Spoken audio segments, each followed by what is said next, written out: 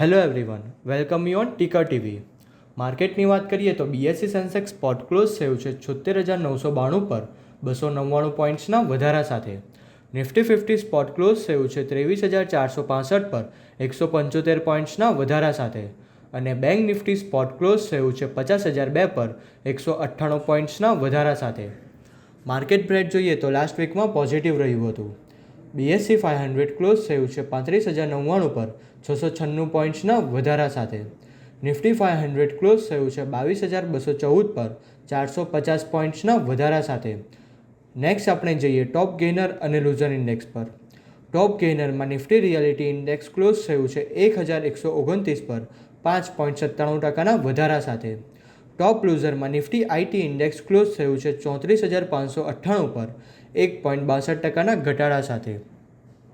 નિફ્ટીના daily ચાર્ટની વાત કરીએ તો અત્યારે ડોજી કેન્ડલસ્ટિકનું ફોર્મેશન થયું છે, જ્યારે વીકલી ચાર્ટ પર લોવર શેડો સાથે બુલિશ કેન્ડલસ્ટિકનું ફોર્મેશન થયું છે, જે માર્કેટના ટ્રેન્ડને લઈને એક પોઝિટિવ બાયસ ઇન્ડિકેટ કરે છે. મોમેન્ટમ ઇન્ડિકેટર પર્ટિક્યુલર આરએસઆઈની વાત કરીએ તો આરએસઆઈ પણ ડેઇલી ચાર્ટ પર 61ના લેવલ પર ટ્રેડ કરી રહી છે, જે માર્કેટના ટ્રેન્ડને લઈને પોઝિટિવ ઝોનમાં ઇન્ડિકેટ કરે છે. નિફ્ટી અત્યારે 23,465 પર ટ્રેડ કરી રહી છે.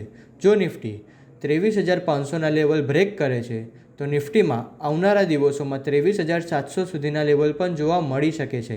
પણ જો નિફ્ટી 23,300ના લેવલના નીચે ક્લોઝ આપે છે તો નિફ્ટીમાં 23,000 સુધીના લેવલ પણ જોવા મળી શકે છે. હવે આપણે નિફ્ટીના ડેરિવેટિવના ડેટા એનાલાઇઝ કરીશું. નિફ્ટીમાં ક્યુમ્યુલેટિવ ઓપન ઇન્ટરેસ્ટ 2.30% ઇન્ક્રીઝ થયું છે અને પ્રાઇસમાં પણ 0.75%નો વધારો આવ્યો છે, જે લોંગ બિલ્ડઅપનું નિર્દેશ કરે છે. હવે આપણે જોઈએ કે નિફ્ટીના વીકલી ઓપ્શન શું સજેસ્ટ કરે છે. નિફ્ટીની નેક્સ્ટ વીકલી એક્સપાયરી છે 20 જૂન 2024ની છે.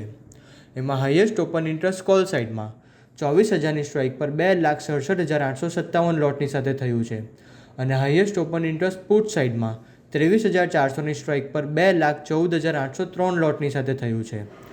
હવે આપણે જોઈએ કે મેક્સિમમ મૂવાઈ ચેન્જ ક્યાં થયું છે. તો મેક્સિમમ મૂવાઈ ચેન્જ કોલ સાઇડમાં 24,000ની સ્ટ્રાઇક પર 1,23,114 લોટનું એડિશન થયું છે અને મેક્સિમમ મૂવાઈ ચેન્જ પુટ સાઇડમાં 23,400ની સ્ટ્રાઇક પર 98,626 લોટનું એડિશન થયું છે.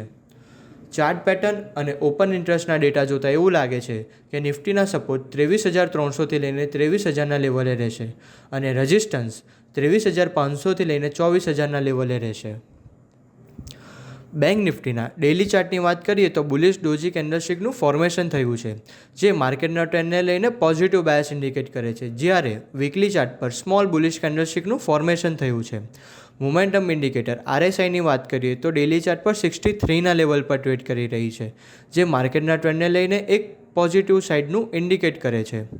બેંક નિફ્ટી માટે 50,900થી લઈને 51,100ના લેવલ એ સ્ટ્રોંગ રેઝિસ્ટન્સ તરીકે કામ કરી શકે છે, જ્યારે નીચેમાં 48,700નું એક સ્ટ્રોંગ સપોર્ટ ઝોન છે.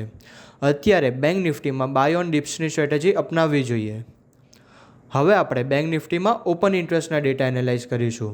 બેંક નિફ્ટીમાં ક્યુમ્યુલેટિવ ઓપન ઇન્ટરેસ્ટ 7% ડિક્રીઝ થયું છે અને પ્રાઇસમાં પણ 0.40%નો વધારો આવ્યો છે, જે શોર્ટ કવરિંગનું નિર્દેશ કરે છે. હવે આપણે જોઈએ કે બેંક નિફ્ટીમાં વીકલી ઓપ્શન શું સજેસ્ટ કરે છે. બેંક નિફ્ટીની નેક્સ્ટ વીકલી એક્સપાયરી છે 19 જૂન 2024ની છે. એમાં હાઈએસ્ટ ઓપન ઇન્ટરેસ્ટ કોલ સાઇડમાં 50,000ની સ્ટ્રાઇક પર 1,80,178 લોટની સાથે થયું છે અને હાઈએસ્ટ ઓપન ઇન્ટરેસ્ટ પુટ સાઇડમાં 50,000ની સ્ટ્રાઇક પર 1,51,536 લોટની સાથે થયું છે. હવે આપણે જોઈએ કે મેક્સિમમ ઓપન ઇન્ટરેસ્ટ ચેન્જ ક્યાં થયું છે. તો maximum open interest change call સાઇડમાં 51,000ની સ્ટ્રાઇક પર 39,513 લોટનું એડિશન થયું છે અને maximum open interest change put સાઇડમાં 50,000ની સ્ટ્રાઇક પર 52,267 લોટનું એડિશન થયું છે. ચાર્ટ પેટર્ન અને ઓપન ઇન્ટરેસ્ટના ડેટા જોતાં એવું લાગે છે કે બેંક નિફ્ટીના સપોર્ટ 49,700થી લઈને 49,500ના લેવલે રહેશે, જ્યારે રેઝિસ્ટન્સ 50,300થી લઈને 50,500ના લેવલે રહેશે.